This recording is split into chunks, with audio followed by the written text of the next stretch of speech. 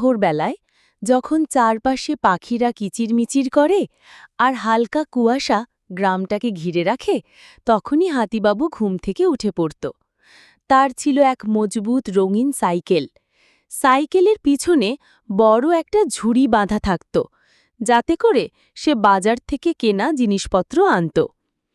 সকাল হলে হাতিবাবু সাইকেলে চেপে গ্রামের রাস্তা দিয়ে বাজারের দিকে যেত। পথে সবাই তাকে দেখে হাসি মুখে নমস্কার করত, কেউ কেউ আবার হাত নাড়িয়ে শুভেচ্ছা জানাত। বাজারে পৌঁছে সে খুব যত্ন করে সবজি, ফল আর প্রয়োজনীয় জিনিস কিনত। কলা ছিল তার প্রিয় খাবার, তাই সে সবসময় এক বড় কলার কাঁদি কিনে আনত।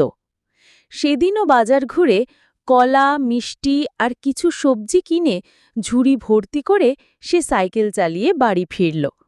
গ্রামের রাস্তা দিয়ে ফেরার সময় ছোটরা আনন্দে চিৎকার করে বলতো, দেখো দেখো, হাতিবাবু এসেছে। বাড়ি পৌঁছে হাতিবাবু হলে অবশ্যই একটা লাইক দিও, আর এমন আরও কন্টেন্ট পেতে চাইলে সাবস্ক্রাইব